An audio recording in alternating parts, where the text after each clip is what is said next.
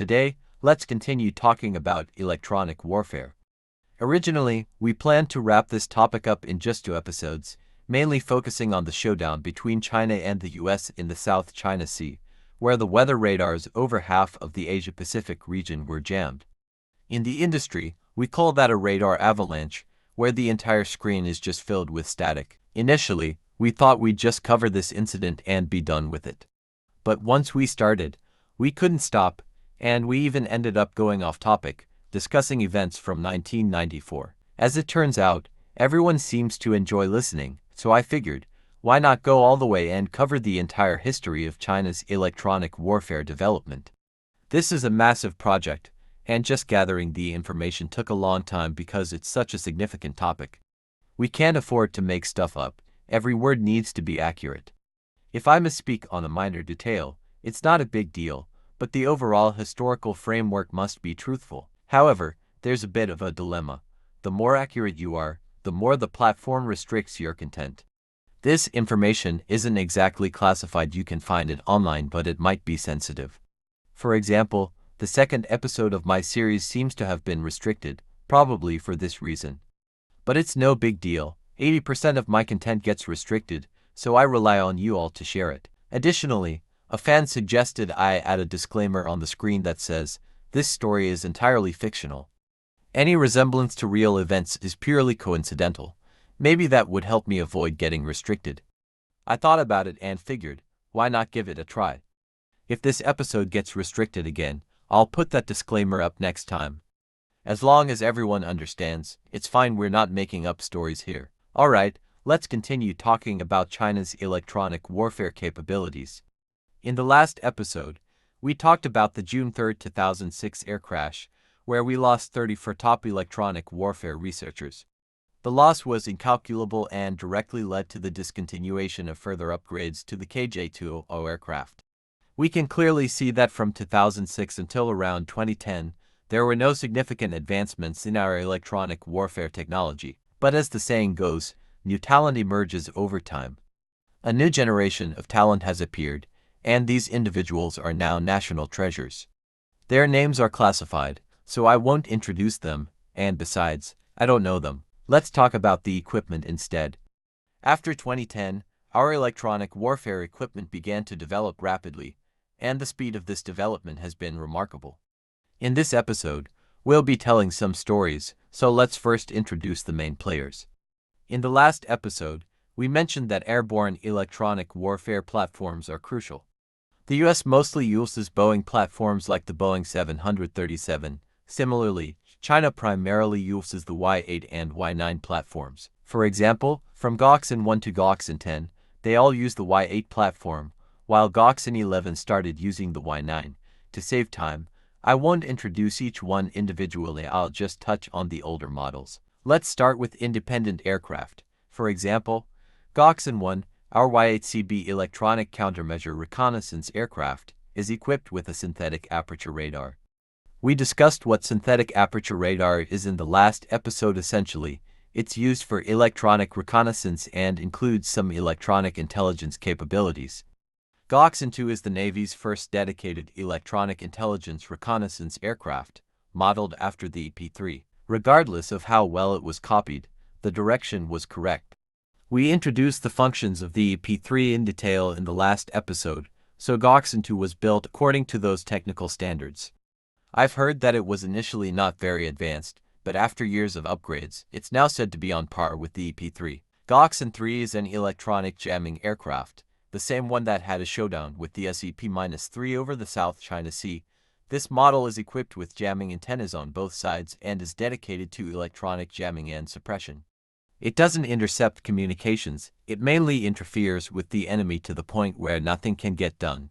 Much like our J-160 or the American E-1HG, its primary function is to disrupt the enemy, and it's definitely a key aircraft in our arsenal. Let me elaborate a bit more. Modern warfare has evolved, and the probability of electronic warfare far exceeds that of conventional warfare. For instance, in the South China Sea, East China Sea, and Yellow Sea, we've been engaged in electronic warfare for the past 20 years. These are real battles, carried out openly. Either you jam us, or we jam you, And this goes on daily. The news rarely covers these incidents, and whether we win or lose, it's not reported. However, when something significant happens, you'll see just a brief mention in the news. Let's talk about that electronic warfare incident in the South China Sea. On the west side of Tainan, the US EP-3 and our Goxin-3 had a skirmish. This event shocked the world. Why? Because the US completely fell from its throne of electronic dominance. Following that, Commander William Kurtz, Lieutenant Colonel of the US 136th Electronic Warfare Squadron, 7th Fleet, was publicly relieved of his duties. Why publicly? Because it made the front page of the Stars and Stripes newspaper.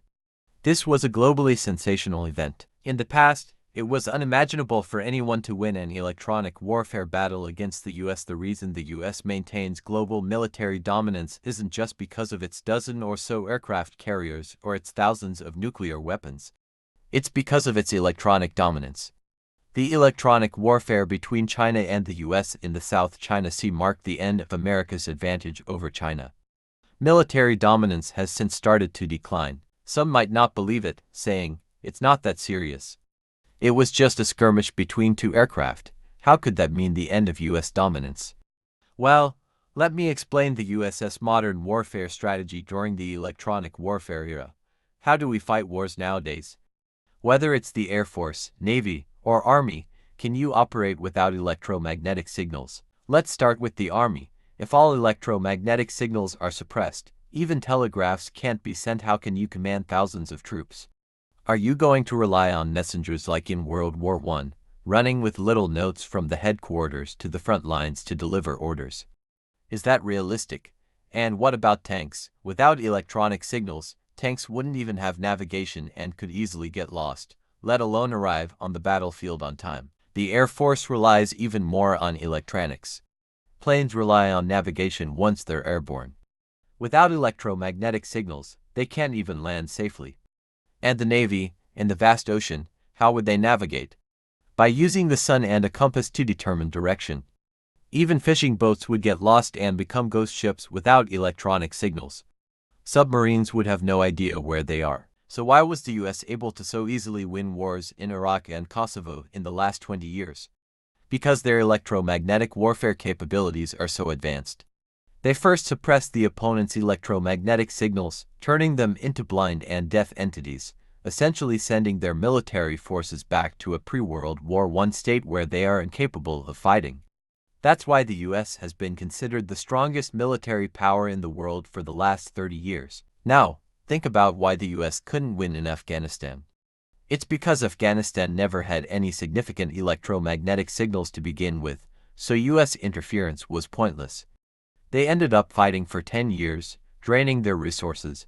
This is the underlying logic of the US. So, losing electronic dominance also means losing military dominance. The US maintains global leadership based on three pillars: military dominance, economic dominance, and technological dominance. After the South China Sea incident, one of those pillars, military dominance, was severely weakened, and the other two may not have much time left either. The US national debt is now approaching $40 trillion, but let's get back to electronic warfare. Some might say, it's impossible. How did China suddenly become so powerful? Are you just bragging? Actually, no. The truth is, during this electronic confrontation in the South China Sea, we didn't even use our full strength. The Goxin-3, nicknamed Mumps due to its appearance, isn't even our most advanced model. The upgraded version, Goxin-11, is the real deal. It's based on the Yun-9 platform and doesn't have those mumps on the sides.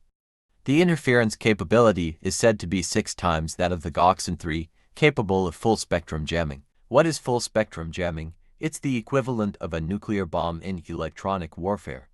Full-spectrum jamming means simultaneously suppressing all electromagnetic signals across all frequency bands, leaving the entire battlefield in complete silence. No electromagnetic signals, whether friend or foe, can function. It's like flipping the table and ending the war. With all electromagnetic signals down, the Navy ships might be lucky to find their way back to port, and aircraft in the sky would have to find a flat place to crash land. The Army would just have to sit tight because they wouldn't be able to do anything. That's why full-spectrum jamming is also known as the war termination weapon. if we had used the Goksan 11 instead of the Goksan 3 in the South China Sea. Weather radar stations wouldn't just see snowflakes, they'd go completely dark, and the entire Southeast Asia region might be affected. Recently, a netizen asked me, who's better, our Goksan 3, Goksan 11, or the USEA-1HE? This question reveals a misunderstanding of the platforms. The USEA-1HE is based on the F-18, which is a fighter jet. How can it compare to the Yun-9 or Yun-8?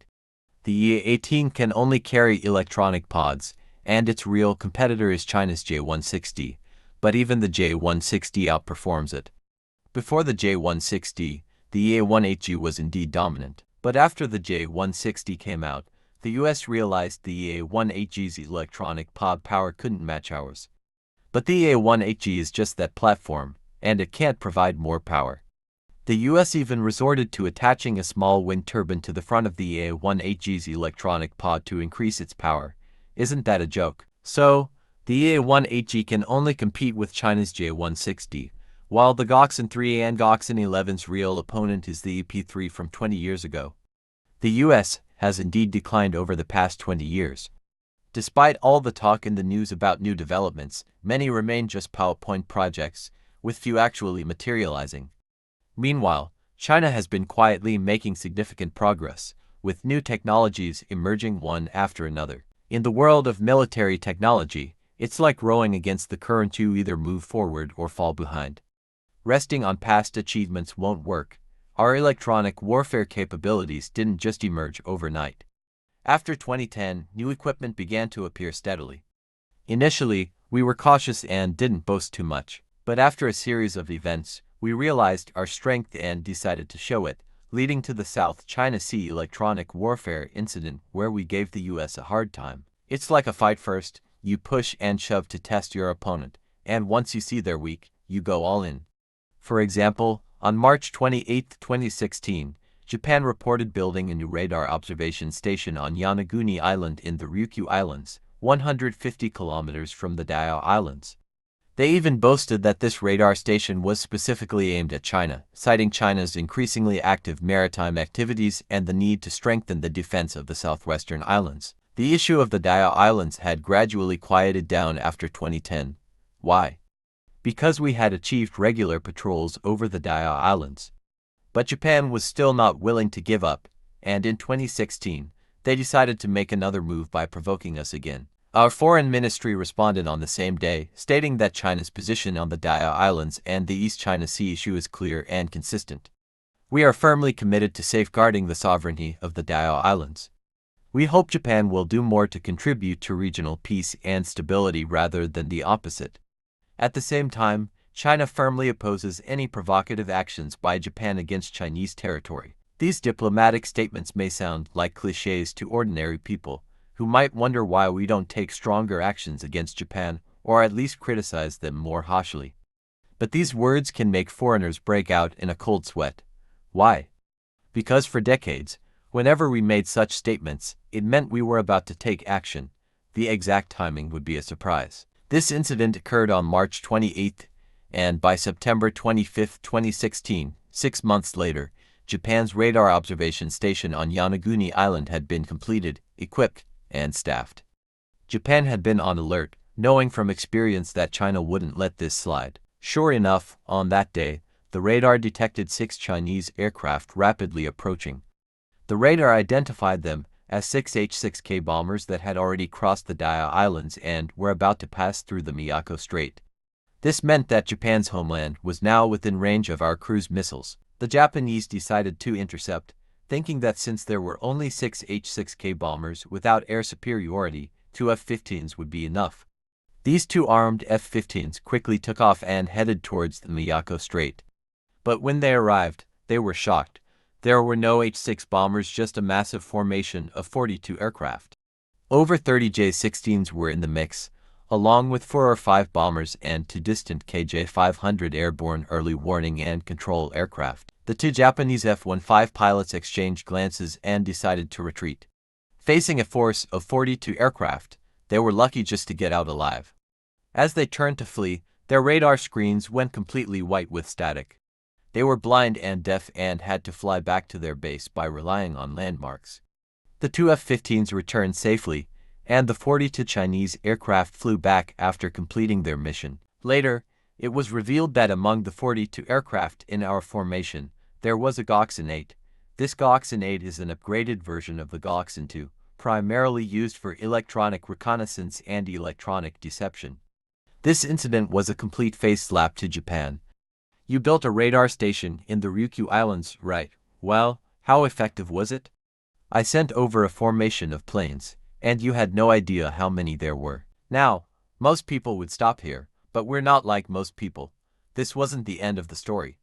In January 2017, at the same location, Japan's radar station detected a formation of over 30 Chinese aircraft approaching. This time, having learned from the previous experience, they identified one Y-8 early warning aircraft, one Y-9 intelligence collection aircraft, 6 H-6 bombers, and more than 20 J-16 fighters. So, all the available F-15s of the Japanese self-defense forces were scrambled. But when they reached the designated area, the sky was completely empty. There was nothing there. Doesn't this scene seem familiar? It's exactly like the situation in the first episode I talked about from 1994 when we were tricked by the Americans. It was quite satisfying for us this time. After that, we got thoroughly hooked. According to Japan's own statistics, from April 2016 to March 2017, the Japanese self-defense forces had to scramble their jets 1,168 times just to deal with our activities, almost exhausting the lifespan of their F-15J fighters. You see, it's gotten to the point where they simply can't keep up anymore. But Japan wasn't the only one to experience this. South Korea also had its share of trouble, and they had it even worse than Japan. Ever since the deployment of THAAD, the South Korean Air Force hasn't had a moment's rest. But we'll talk about that in the next episode. Stay tuned to my program and follow me for more updates.